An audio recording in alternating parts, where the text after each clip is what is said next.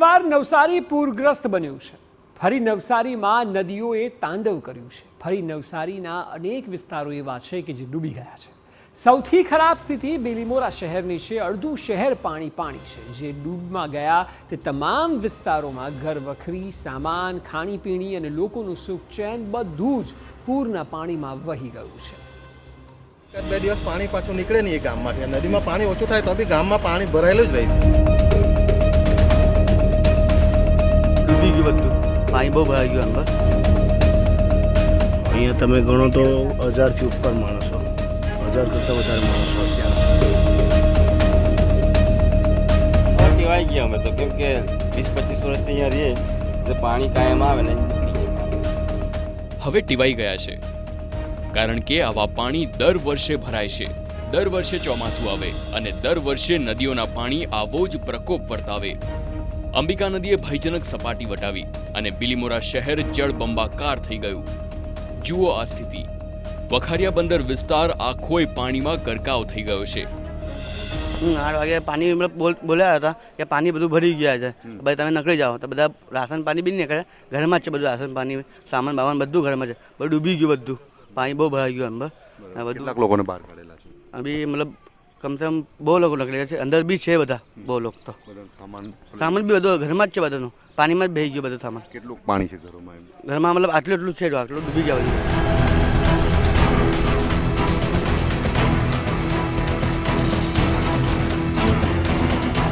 બધું જ તણાઈ ગયું, બધું જ વહી ગયું અને જે રહ્યું તે પણ હવે વપરાશને લાયક નથી। 5 થી 7 ફૂટ સુધી પાણી ભરાયા છે। સ્થાનિક તંત્રએ સૂચના આપી કે સ્થળાંતર થઈ જાઓ, પરંતુ ઘર ક્યાં લઈ જાય?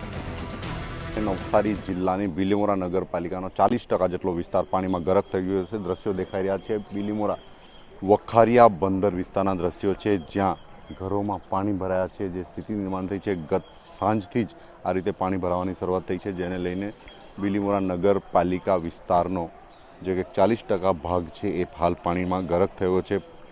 જે અંબિકા નદી છે, અંબિકા નદીની જળ સપાટીમાં વધારો થવાના કારણે આ પ્રકારની સ્થિતિ નિર્માણ થઈ છે। બીલીમોરાના મોટા ભાગના મકાનોમાં માત્ર પાણી જ છે। નદી જાણે કે શહેરમાંથી વહેવા લાગી હોય તેવી સ્થિતિનું નિર્માણ થયું। બંદર રોડ વિસ્તાર જળમગ્ન થઈ ગયો। કોઈ વિસ્તાર બાકી નથી કે જ્યાં પરિસ્થિતિ સામાન્ય હોય।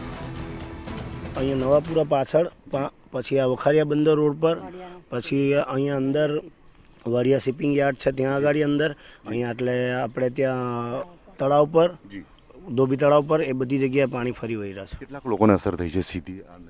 અહીંયા તમે ગણો તો 1000થી ઉપર માણસો, 1000 કરતાં વધારે માણસો હશે।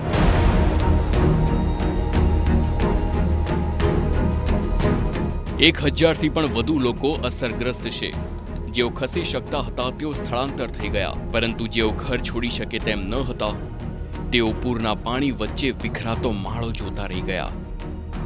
અંબિકા નદીના વિસ્તારમાં આવેલા બંદર રોડ વિસ્તારની આ જે દ્રશ્યો, જે સ્થિતિ છે એ કેમેરામાં દેખાઈ રહી છે। સામે જે ઘરો છે એ ઘરોમાં 4 થી 5 ફૂટ જેટલા પાણી ભરાયા છે, જેને લઈને આજે 50થી વધુ ઘરો છે એમાં સમગ્ર ઘરો પાણીમાં ગરક થઈ ગયા છે, જેને લઈને જે લોકો છે એમને સ્થળાંતરિત કરવામાં આવ્યા છે। બીલીમોરા શહેરના અલગ અલગ વિસ્તારોમાં આ જ પ્રકારની સ્થિતિ નિર્માણ થઈ છે। આ જે સ્થિતિ નિર્માણ થઈ છે એને પગલે જે વહીવટી તંત્ર છે એની ઊંઘ પણ હરામ થઈ છે। અંબિકા અને કાવેરી નદીની સપાટી વધી અને બીલીમોરા શહેરના ધબકારા વધ્યા। હવે દ્રશ્યો જુઓ એ વિસ્તારના જ્યાં સૌથી કપરી સ્થિતિ છે, દેસરા વિસ્તાર। દેસરામાં દેખાય છે માત્ર ને માત્ર હાલાકી, હોનારત જ કહેવાય આને। કાવેરી નદીના પાણી ફરી વળતા સ્થિતિ કફોડી બની છે। ઘરોમાં પાણી ભરાતા લોકોને સ્થળાંતર કરવાની ફરજ પડી।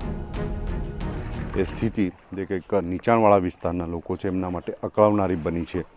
બીલીમોરા શહેરનો આ એક દેસરા વિસ્તાર એવો છે કે જ્યાં દર વર્ષે આ રીતે પાણી ભરાય છે, અને આ વર્ષે ખાસ કરીને જે ડેમ બનાવવામાં આવ્યો છે એનો ડિસ્ચાર્જનો જે કંઈક ફ્લો છે એ ઓછો થતો હોવાના કારણે અને કાવેરી નદીનું જે કંઈક જળસ્તર વધ્યું છે એના કારણે આ પ્રકારની સ્થિતિ નિર્માણ થઈ છે।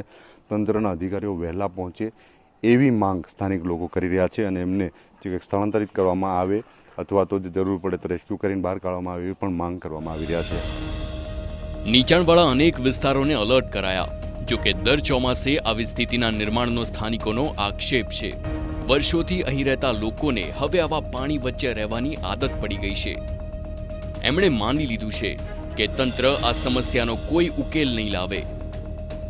હવે ટેવાઈ ગયા અમે તો, કેમ કે 20-25 વર્ષથી અહીંયા રહીએ તો પાણી કાયમ આવે ને નીકળી જાય પાણી. દર વર્ષે આવે જ છે. આ વખતે ઘણું આવ્યું. હવે એને લીધે આટલું બધું ચોકઅપ થઈ ગયું ક્યાંય ખ્યાલ નથી આવતો. પાણી ઘણું છે, એમ તકલીફ તો પડે, પણ હવે સ્થિતિને જાણવાનો પ્રયાસ કર્યો છે. દ્રશ્યો દેખાઈ રહ્યા છે એ દેસરા વિસ્તારના દ્રશ્યો છે, જે ઘરોમાં જે કંઈક પહેલો માળ છે એ ડૂબી ગયો છે. દ્રશ્યો દેખાઈ રહ્યા છે. આ જે સ્થિતિ છે એ દેસરા વિસ્તારની સ્થિતિ છે. સૌથી વધુ ડૂબાણવાળો વિસ્તાર છે. આ વિસ્તારમાં લોકો રહે છે અને વર્ષોથી પોતે ટેવાઈ ગયા હોય એવી પણ લાગણી વ્યક્ત કરી રહ્યા છે. બિલીમોરા શહેરમાં અંબિકા અને કાવેરીના પાણી ઘૂસી ચૂક્યા છે. હાલ પાણીનું જે કંઈક ઓસરવાની જે સ્થિતિ છે ધીમી છે. અમાસની ભરતી પૂર્ણ થઈ છે, પરંતુ દરિયો પાણી લેશે ત્યારે વહેલી તકે ઉતરશે, પરંતુ હજુ પણ એકમની મોટી ભરતી આવી શકે જેવી શક્યતાઓ વર્તાઈ રહી છે. દેસરા વિસ્તારના અનેક મકાનોનો પહેલો માળ તો સંપૂર્ણ ડૂબી ગયો. વાહનો હવે ક્યારે સરખા થશે તે પ્રશ્ન છે. અને તેનાથી પણ વધુ મોટો સવાલ એ છે કે ઘર વખરી ગઈ, ખાવાનો સામાન ગયો. હવે ફરી જીવનની ગાડી ક્યારે પાટે ચડશે? અને સૌથી પહેલાં આ વિસ્તારમાં પાણી ભરાવાની શરૂઆત થઈ છે. અમે 2 દિવસ પહેલાં જે કંઈક પાણી ભરાયા હતા તેના દ્રશ્યો પણ બતાવ્યા હતા. સૌથી પહેલાં અહીંયા પહોંચ્યા હતા. આજે એ દ્રશ્યો બતાવ્યા છે. આજે પણ એ જ સ્થિતિ છે. આજે પાણી વધ્યા છે.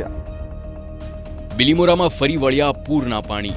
બંદર રોડ દેસરા વિસ્તાર સૌથી વધુ અસરગ્રસ્ત છે.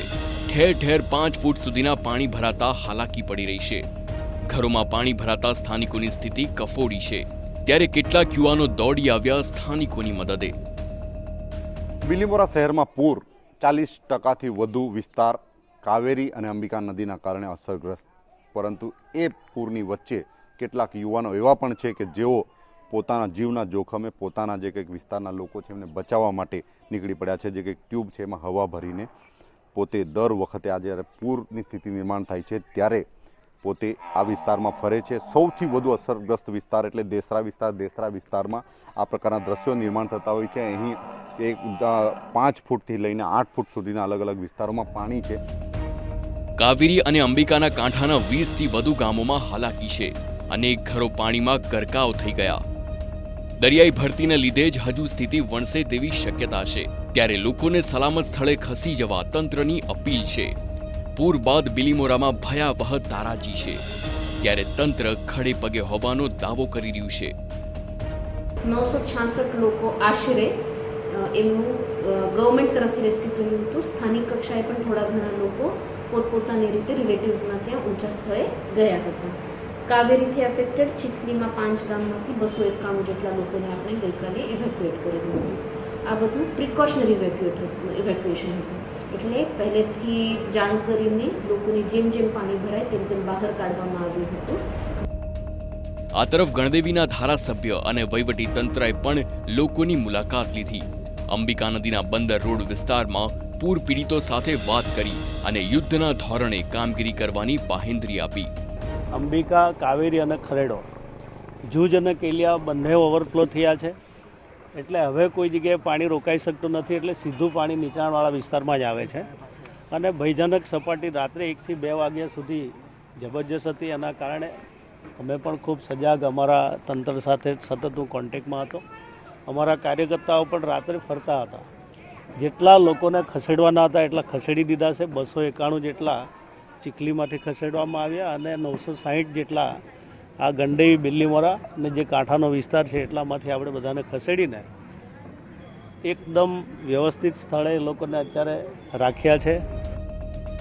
દેસરા અને બંદર રોડ પર મળીને 5000થી વધુ લોકો પૂર પ્રભાવિત છે. લોકો ત્રસ્ત છે. તંત્રનો દાવો છે કે તે સતત ખડે પગે છે. પરંતુ પીડિતોની દશા જોઈને જરા પણ લાગતું નથી કે તંત્ર ખરેખર પડખે રહ્યું હોય.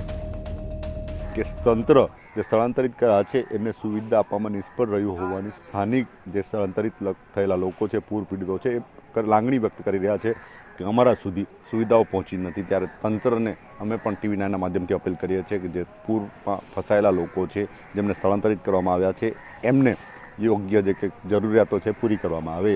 નિલેશ ગામિત, TV9